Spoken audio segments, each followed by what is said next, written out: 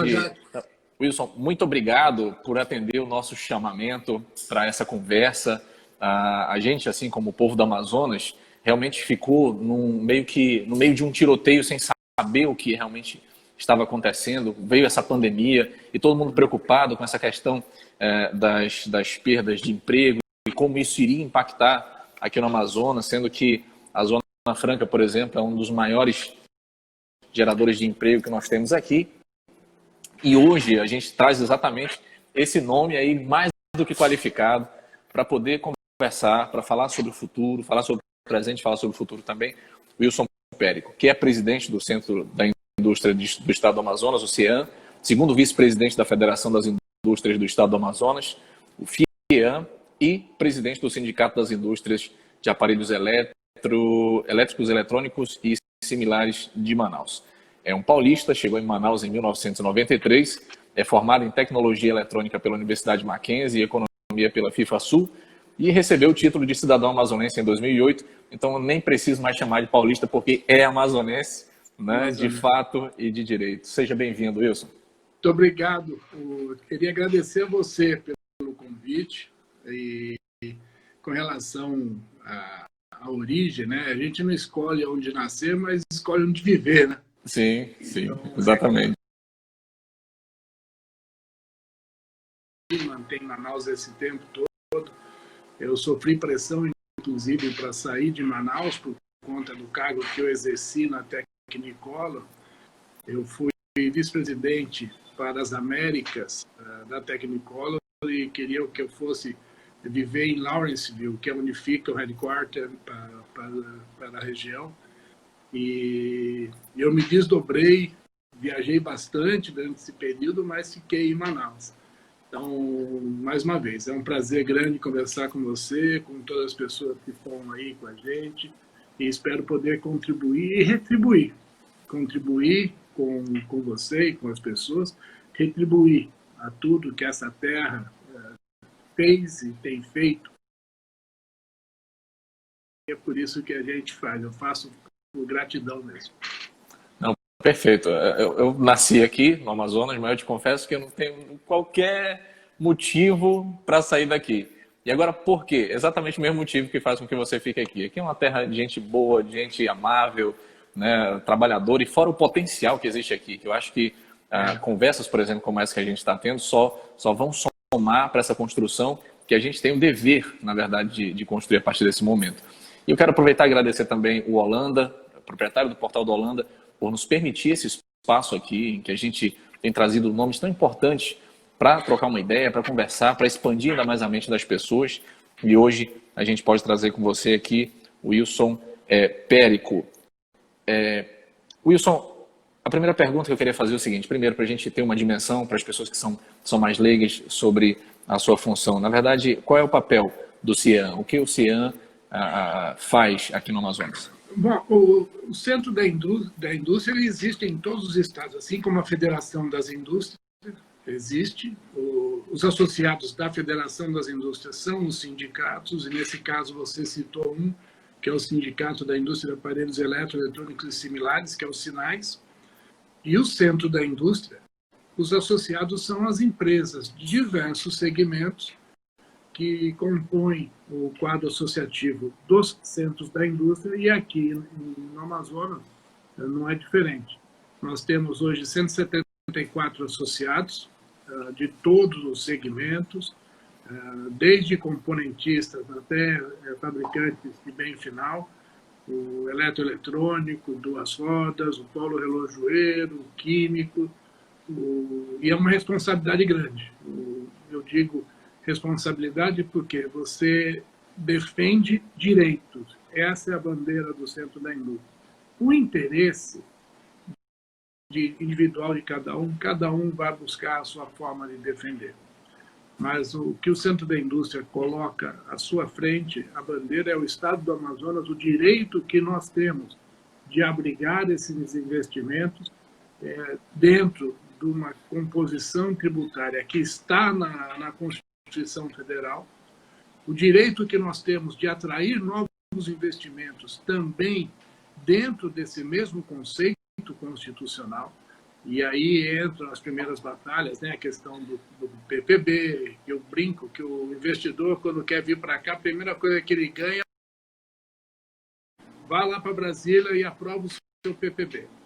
Então, eu acho que essa é uma mudança que nós temos que ter como Estado, ou seja, quem vai passar a pleitear, quem deve passar a pleitear a fixação dos PPBs de novos produtos, produtos que nós entendemos serão produtos de grande monta, de demandas de curto, médio e longo prazos, que nós não produzimos aqui, no meu entendimento, deveria ser o próprio governo do Estado. Então, o governo do Estado faz a lista, meia dúzia, 10 produtos, pede a fixação dos PPBs, discute, fixa os PPBs. E aí os consultores saem à caça dos fabricantes desses produtos no mundo e oferece todos os incentivos que nós temos aqui na nossa região, que começa com a mão de obra qualificada.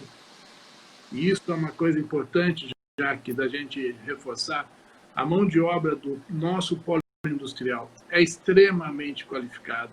E eu falo isso porque os indicadores Fabris que nós temos aqui, eles são iguais ou melhores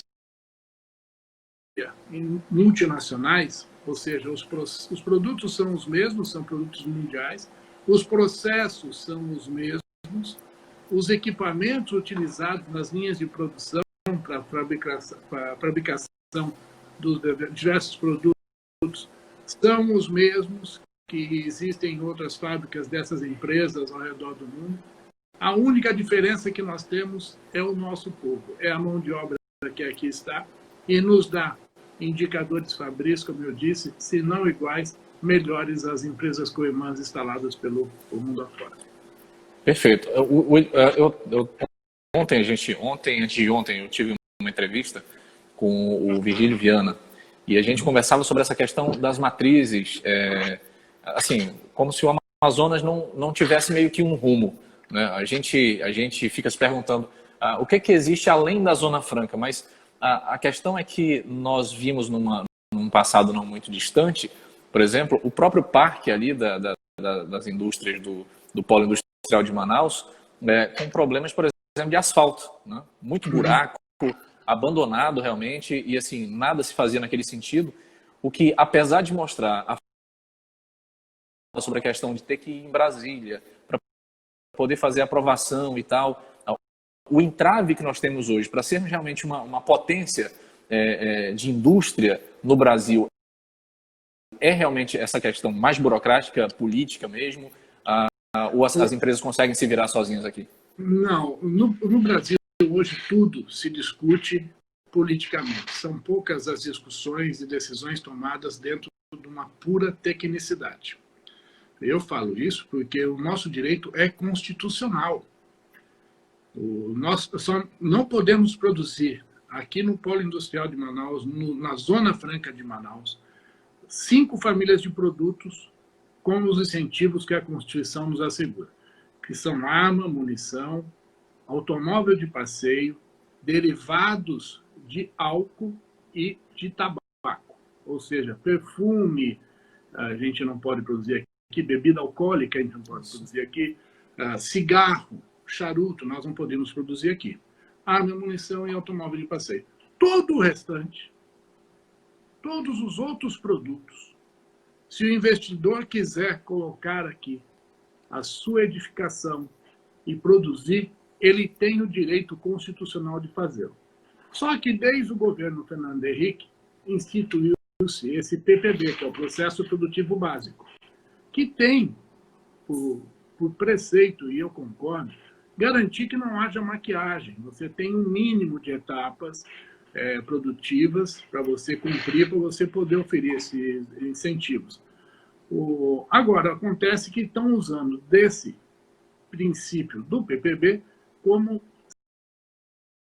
o investidor não pode ter os incentivos da Constituição.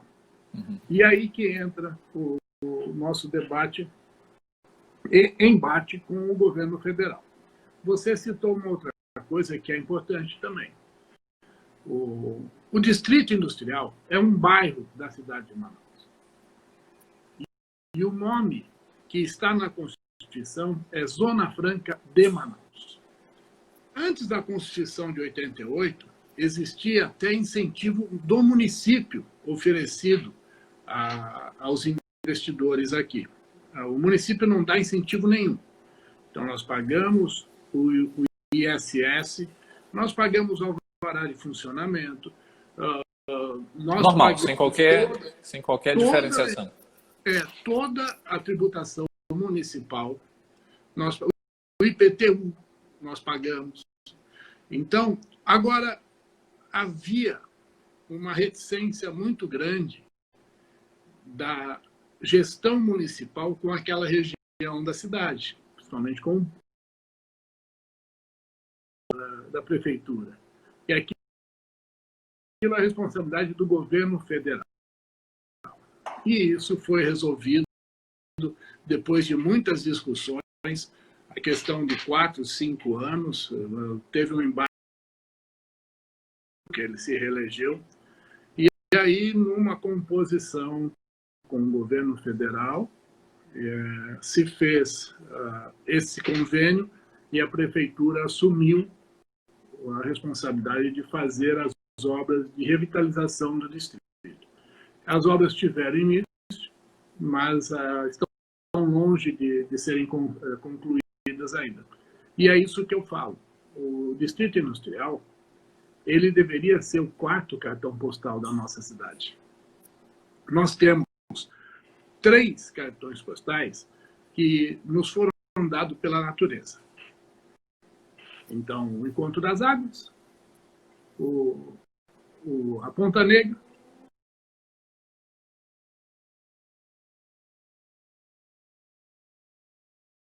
e tudo mais, que é a natureza.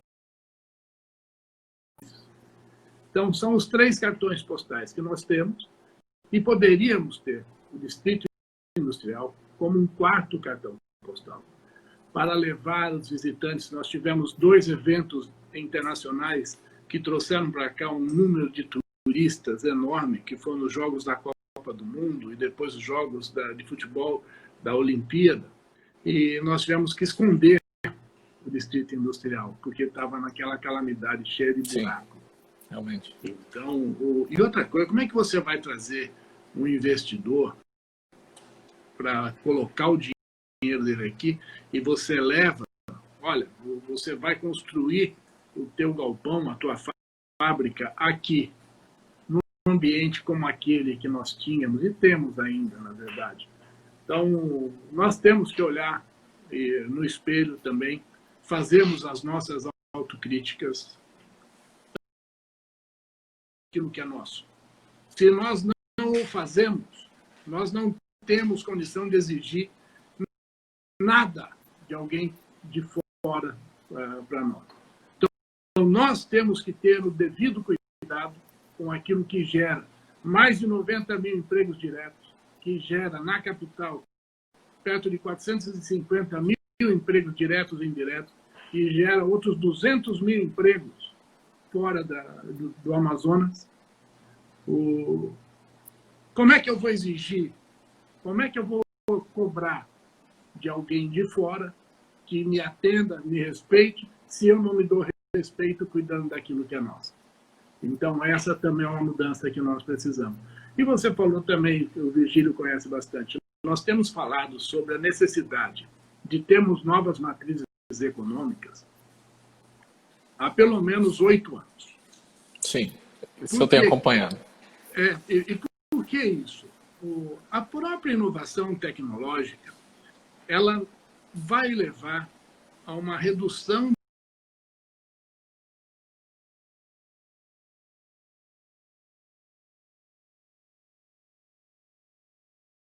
Só que a inovação tecnológica desse produto trouxe um nível de automação nos seus processos de fabricação que demandam menos mão de obra.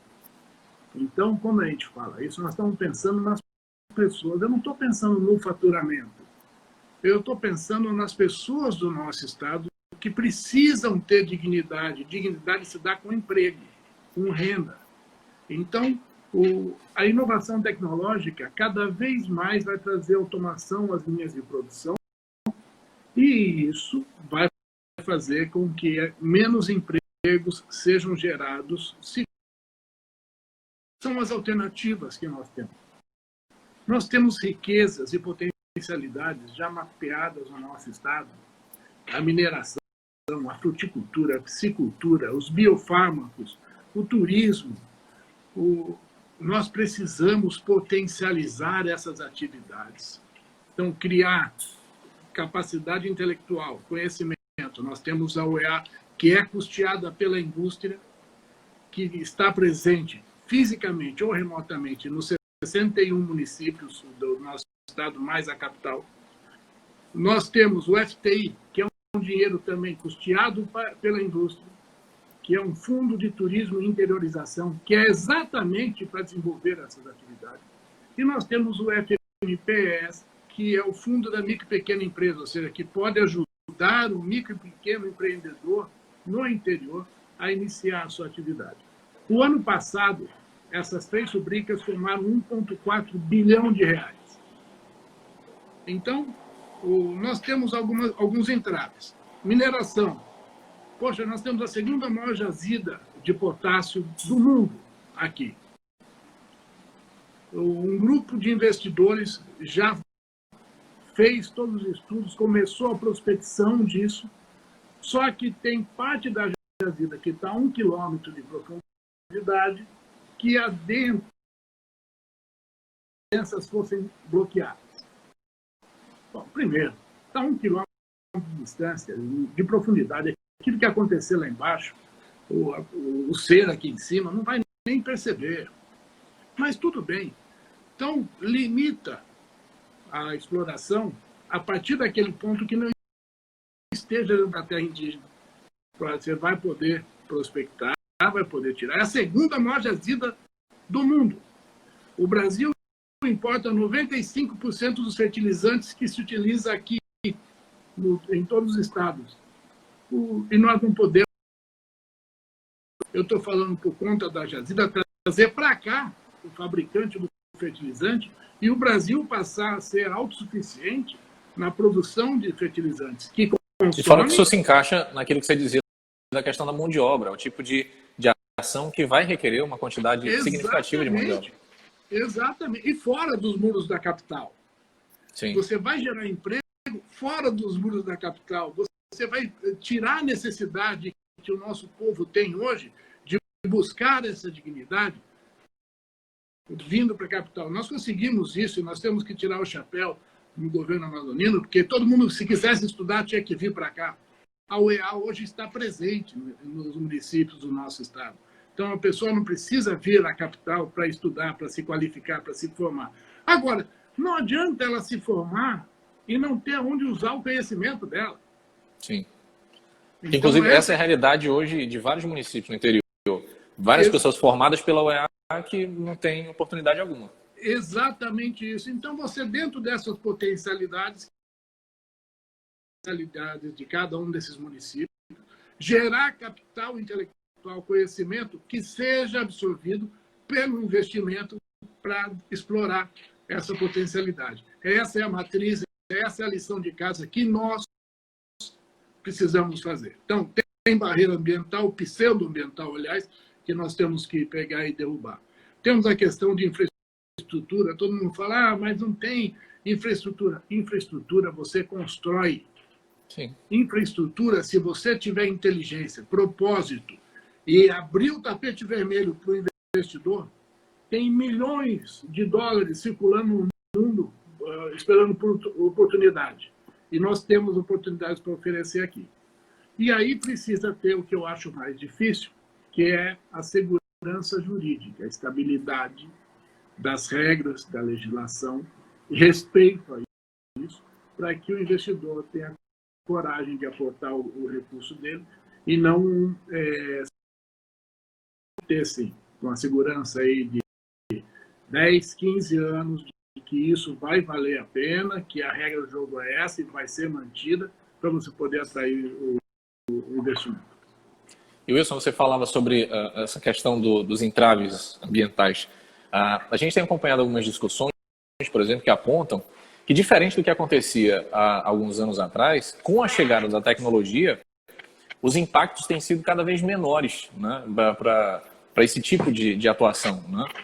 E, assim, o que a gente percebe, porém, é uma cisma, meio que uma cisma, né, entre ambientalistas, empresários, né, investidores e tal, e o que dificulta muito é exatamente a ausência dessa conversa, de você estar aberto a encontrar soluções, porque, veja, é aquilo que a gente falava do Virgílio, mais uma vez, voltando aqui, do potencial. A gente só fala, o Amazonas tem potencial, nossa região tem potencial, e fica nessa conversa de um potencial e não avança, e a gente percebe, por exemplo, alguns à toa, né?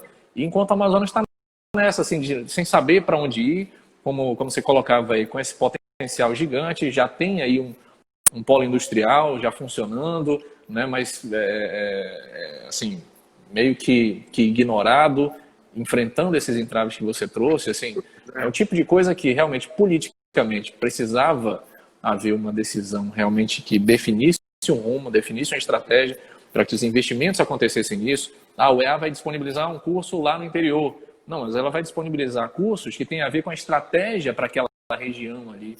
Exatamente. E hoje, infelizmente, parece que a gente não tem isso, gastando dinheiro e gastando tempo de todo mundo, né? E a paciência de todo mundo, que eu acho que você, mais do que ninguém, fica com os cabelos muito brancos aí, tem que dar uma pintada já, ou isso não? Não, ainda não, ainda não. A minha família nem acredita, mas são cabelos naturais, não tem tintura. Olha que sorte. Não, minha barba aqui já está cheia aqui, ó. Mas já tem cabelo branco por aqui, viu? Tem bastante espalhado por aí. Mas deixa eu lhe falar, você sabe, são duas coisas. Primeiro, a atividade da indústria em Manaus é chamada uma indústria limpa. Você não vê chaminés em Manaus. Sabe, nós não usamos de nenhum recurso natural que não seja devolvido, que nós não contaminamos esse ar. A água que se usa em alguns processos, a maioria das empresas tem estações de tratamento para devolver essa água à natureza nas condições que ela foi retirada. Existe muito pouco resíduo sólido, o lixo industrial, e mesmo assim esse lixo industrial ele é tratado da forma devida, porque senão as empresas não têm nem a licença ambiental para operar. E essa forma devida é ou incineração ou envio para uma atividade de reciclagem. Então, se tira a parte nobre de uma placa, por exemplo, né, o ouro, tudo aquilo que você tem valor agregado, o plástico você pode reciclar, ou então você vai incinerar. Então, todo esse cuidado se tem. Ponto. Então, nós não causamos mal ao meio ambiente.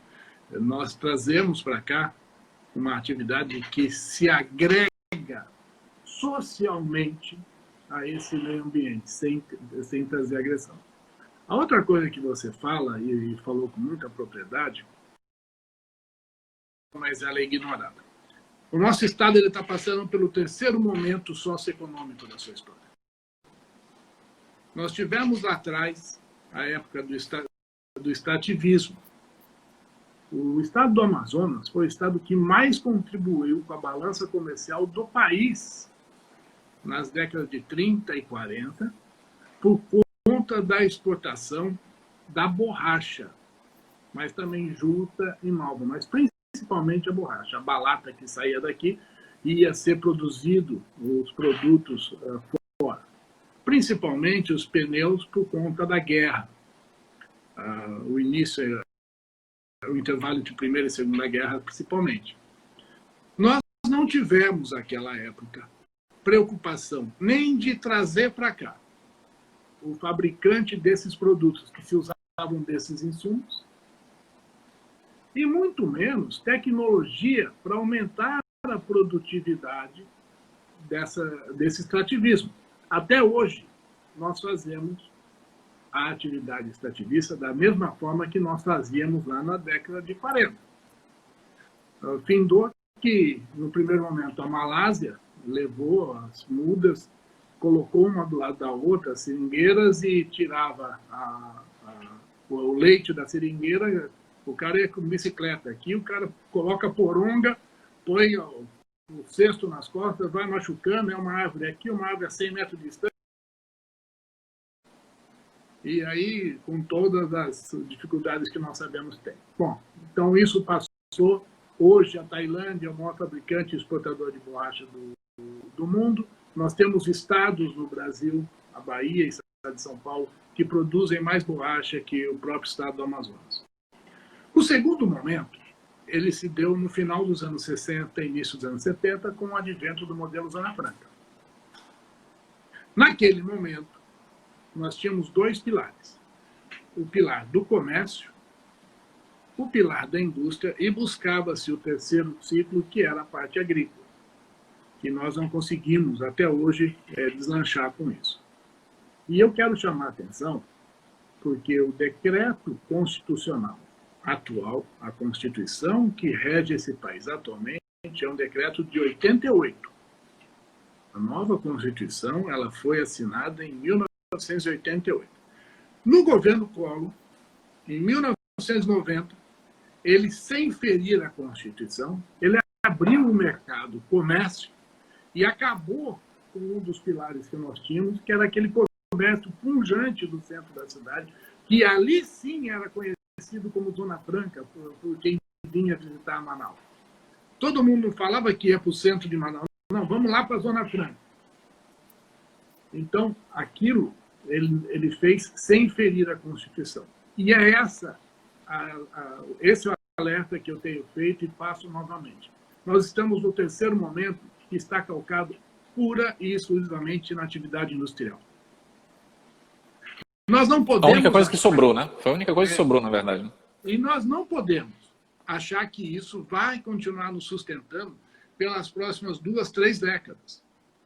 Nós não podemos nos permitir repetir os erros do passado, de achar que isso por si só está bom e ficar deitado em berço esplêndido. Não!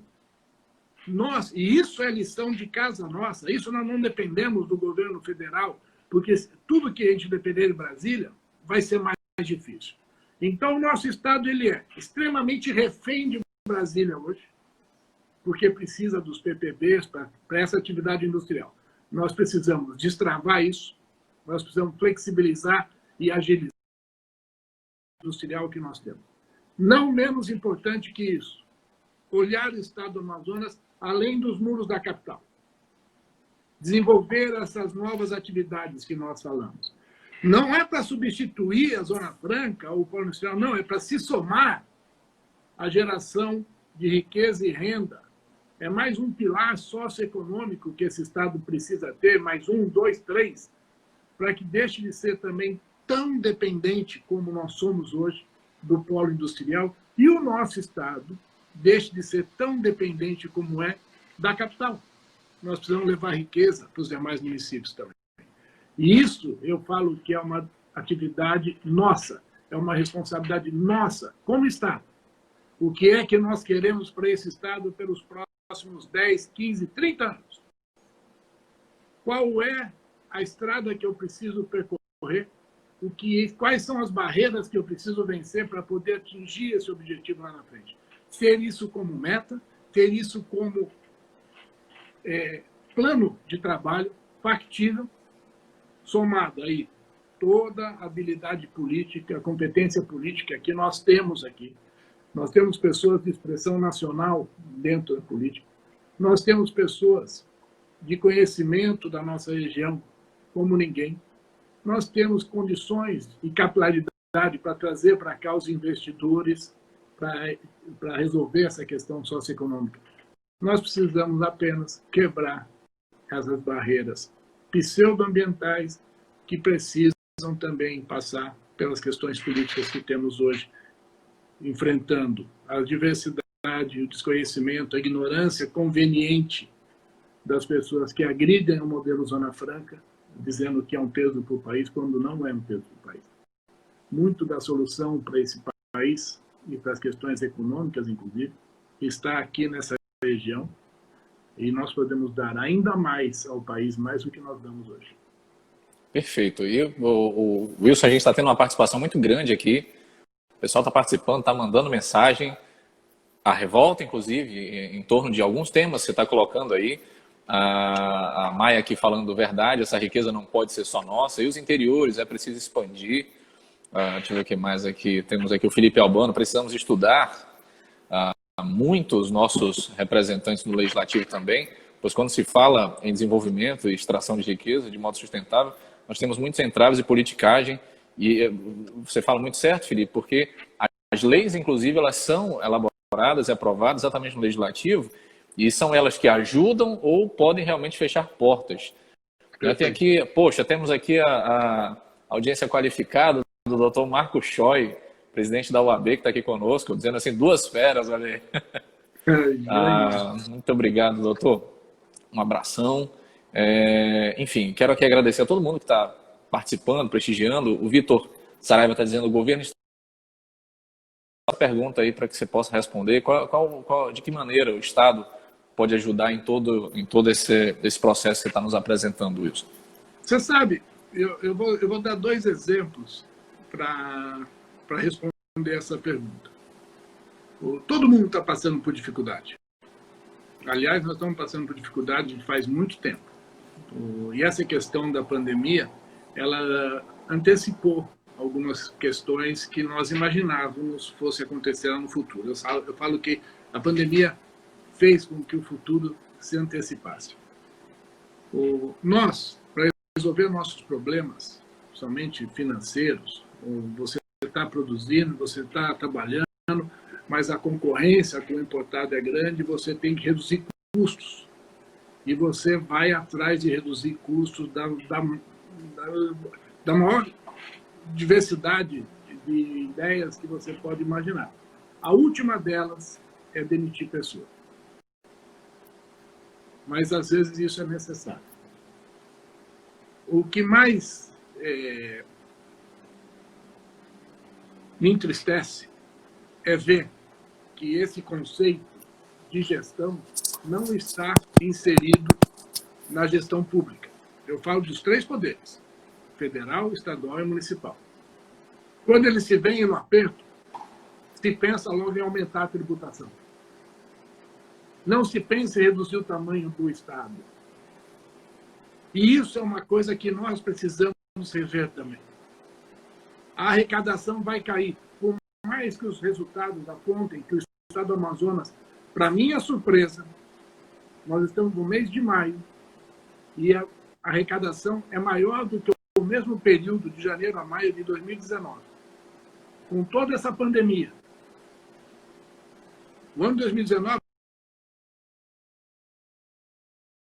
tudo isso, comércio parado, a indústria parada, o Estado do Amazonas, a arrecadação é maior do que foi o ano passado. Você vê aí a reforma tributária, que está sendo discutida, mas essa reforma tributária ela não fala em momento nenhum de redução da carga tributária. É uma reforma tributária que fala em simplificação e um possível aumento da arrecadação, porque os controles vão ficar mais fáceis na hora que você simplifica. Você não vê falar e discutir redução da carga tributária. Então, olha, onde o Estado do Amazonas, o governo do Estado do Amazonas pode ajudar? Se o governo do Estado do Amazonas não entender que a responsabilidade de ter atividade industrial aqui não é do investidor, mas sim do Estado do Amazonas e da Prefeitura de Manaus, que se faça cumprir a Constituição para assegurar a esse investidor o direito que a Constituição lhe oferece, dar a ele a segurança jurídica que é necessária para que o investimento fique, permaneça ou seja ampliado aqui. Se o Estado do Amazonas, o governador do Estado do Amazonas, com o tapete vermelho, porque é esse investidor que vai gerar emprego aqui, vai deixar riqueza aqui, arrecadar tributos aqui. E isso vai ajudar a máquina do Estado também a prover os serviços que a nossa sociedade precisa. Quando eu falo Estado, é o Estado e o município. Porque sem isso, nós vamos voltar a depender do governo federal. Você sabe que dos 27 entes federativos, os 26 estados e mais o Distrito Federal, somente 8 estados são superavitários em arrecadação de tributos federais, se comparados com o repasse compulsório da região norte, que é o estado do Amazonas. O Amazonas recebeu, ano passado, 3,4 bilhões de reais de repasse compulsório. E nós arrecadamos 13,9 bi. Nós devolvemos à União, em arrecadação de tributos federais, 3 vezes o valor que nós recebemos. Limpo. É importante reforçar isso para todo mundo que está nos assistindo aqui, que isso é imposto. São 13 bilhões arrecadados de imposto só daqui do Amazonas. É o que a gente fala, isso aqui não é zona muito menos franca, né? Não mesmo. Sabe? Não mesmo. O professor Jaime Benchimol já falava, né? O modelo Zona Franca não é um paraíso fiscal, é o paraíso do fisco. Sim. Então, o Estado tira a sua riqueza, que a União tira toda a riqueza que vem da região norte. Nós somos responsáveis por 50% da arrecadação de tributos federais de toda a região norte. O estado do Amazonas é um peso por conta dos 24 bi que tem de renúncia. Mas, peraí, vamos fazer uma análise. O estado Vou calcular rapidinho aqui. O estado do Amazonas ele era dependente do repasse compulsório lá na década de 60. Aí você tem um inquilino, você tem uma casa dentro de um condomínio, esse inquilino, ele não te paga o aluguel, não te paga a água, não te paga a luz e não te paga o inquilino. Você dá direito a ele, você conversa lá com o condomínio, para que ele possa produzir alguma coisa e oferecer para os moradores daquele condomínio. E aquilo dá certo, ele passa a ter renda, passa a te pagar o aluguel, passa a pagar a água, passa a pagar a luz e passa a pagar o condomínio. Onde que está a renúncia? Repasse compulsório passou a ser superavitário, está arrecadando, está mandando para a União 10, 11 bilhões quase, limpo. Eles só olham aquilo que poderia ser arrecadado se o IPI tivesse sendo tributado. Mas tributado aonde? Em cima de qual atividade? Sim. Se não tiver atividade aqui. E mais, o que é que vai se fazer com as pessoas que aqui vivem hoje? Com as pessoas, com os empregos que são gerados fora daqui? Você sabe que nosso estado compra de outros estados do país, dados da SUFRAM, isso não são dados nossos, o equivalente à riqueza gerada por muitas cidades do interior de São Paulo, como São José do Rio Preto. Nós compramos. Não é só a indústria, mas tudo aquilo que a gente compra de outras regiões do país, principalmente o estado de São Paulo. Sabe? Então, agora, se nós não nos portarmos com esse tamanho, com essa estatura, e aí eu falo estatura política, inclusive, nós não somos o patinho feio dessa história, não. Nós não estamos pedindo favor, não. Nós estamos pedindo respeito à Constituição, que nos dá o direito de oferecer os incentivos que nós oferecemos e o respeito à riqueza que nós geramos para a União. E mais, nós estamos oferecendo a essa União potencialidades de gerarmos mais riquezas para ela mesma, para solucionar. Está aqui na nossa região, está aqui no nosso estado. Então, sim. lembrando que o Amazonas, por si mesmo, ele traz na sua história algumas coisas tipo a posição estratégica para não ser entregue. Lá no Terreiro Aranha, ele vem ser governador do Amazonas, se transforma o Amazonas em província, exatamente para que o Amazonas pudesse ter autonomia para se defender dos ataques externos. A Zona Franca também ela vem com essa justificativa, né, do integrar para não entregar. Né, e assim, o que a gente tem percebido é exatamente uma tentativa de, tipo assim, de fragilizar esse Estado e nos torna realmente vulneráveis, porque a gente, queira ou não, esse lugar aqui, como você falou, a potencialidade que existe de minério, né, o que existe na natureza é gigantesco e não possa acontecer uma reviravolta a nível mundial que o Amazonas realmente se transforme em um centro de guerra, inclusive de disputa. O Brasil perde fácil numa disputa como essa, sabe? É verdade. Périco, assim, você falou a questão dos impostos. É senso comum de que essa reforma ela vai trazer prejuízos para o Amazonas. Essa afirmativa, ela é verdadeira? Ela pode trazer riscos, uma vez que se fala de unificar impostos.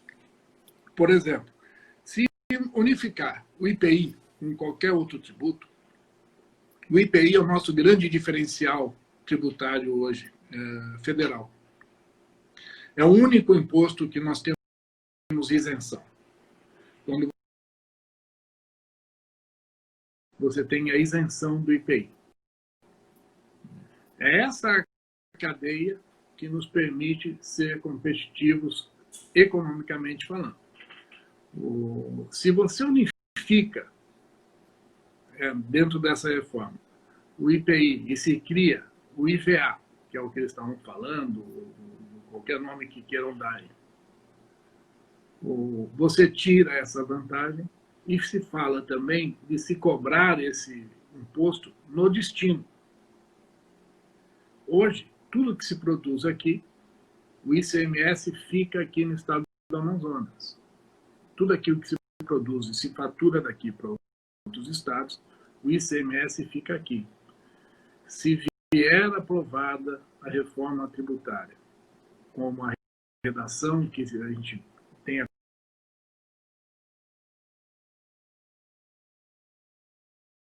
ter duas penas. Primeiro, vamos deixar de ter competitividade na atividade de tributos e vai ficar deficitário. Porque a riqueza que nós geramos aqui hoje, que se gera de tributos, que dá ao nosso Estado sustentação, e a composição do ICMS do Estado comprova isso, 90% ou mais, 92% do ICMS do Estado do Amazonas é gerado na capital. Se isso acontece, de tirar essa competitividade, nós perderemos tanto na atração de investimentos quanto o Estado perde na arrecadação de impostos. Deixa eu ver se eu entendi aqui isso daí. No caso, o Amazonas vai produzir, gera imposto aqui, aí vai vender para São Paulo, então gera imposto lá, ou seja, o produto chegaria ainda mais caro em São Paulo. Se São Paulo produzir, não seria isso. Não então, vendo para São Paulo, quem compra do Amazonas se acredita desse IPI lá. Uhum. As vendas para cá, elas são isentas de tributação, porque são consideradas uma exportação também. A hora que você fala que, isso eu estou falando de tributo federal, o tributo estadual, hoje, a hora que você emite a nota fiscal, o ICMS do estado do Amazonas é cobrado aqui. Aí você vai e aí tem todo o encontro das diferenças de tarifas de ICMS e você faz as compensações no destino. Mas o ICMS do estado do Amazonas é tributado aqui e fica aqui, é recolhido aqui. Na redação, se fala de ter a tributação, deixa de arrecadar, quem vai arrecadar é o estado que estiver comprando. E nós vamos ter tributos em cima daquilo que nós comprarmos de outro estado. Mas se você não vai ter atividade industrial, porque você vai perder em competitividade, se houver essa unificação, a demanda de insumos de outros estados deve diminuir.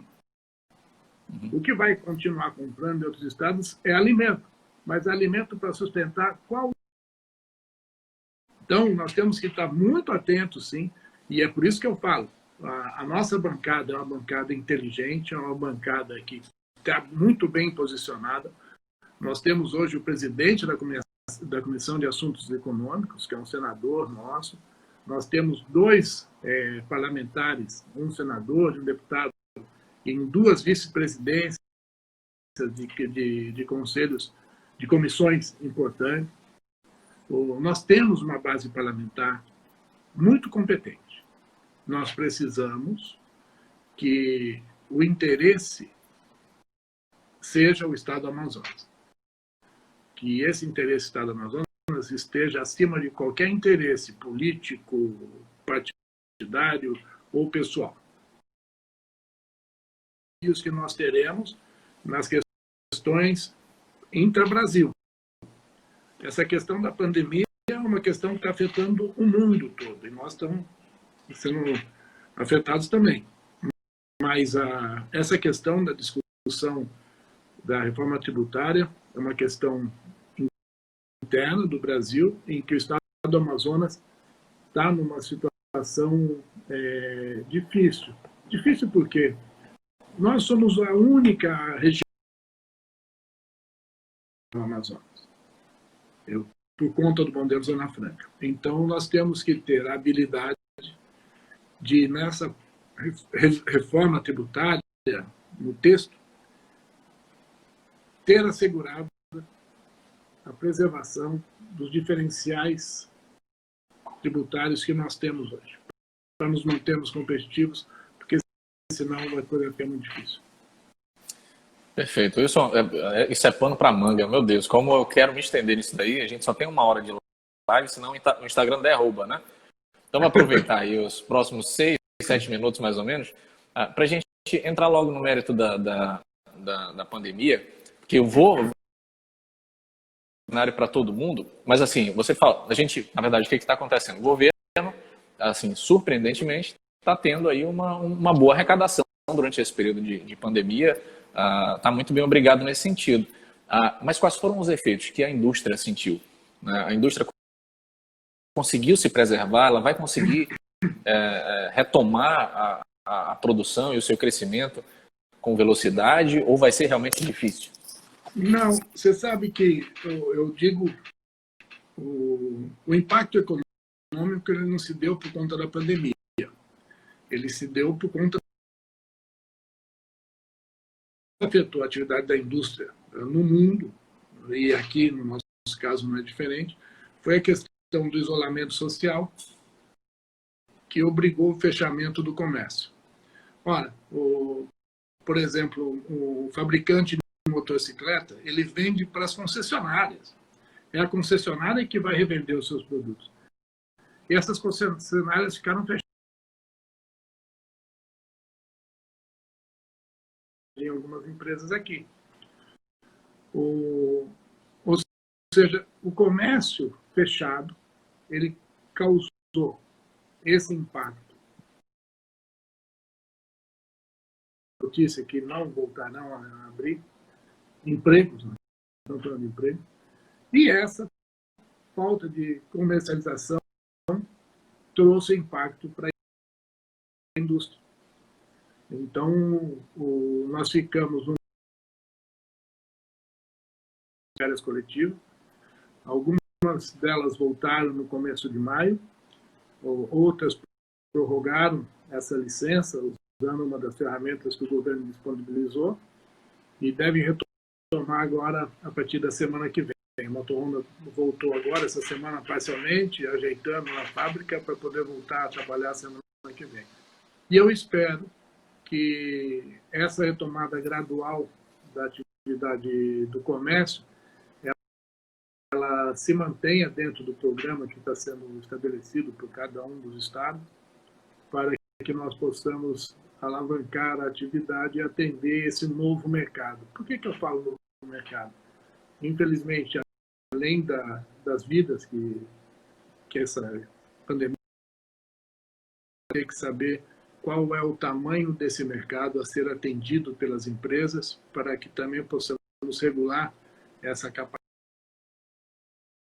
capacidade instalada hoje e atender essa nova realidade.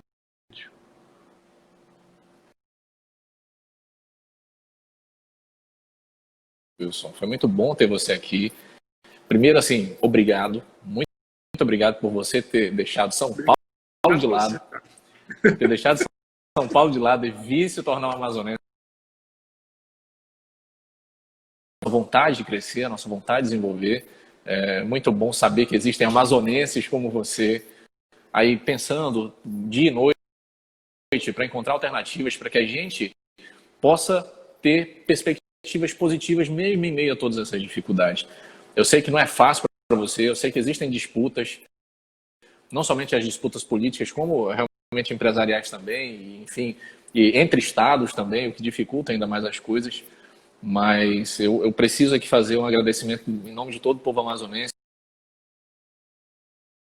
das outras instituições que também têm se irmanado nesse objetivo de poder gerar emprego, renda, oportunidade, tecnologia aqui no meio da selva.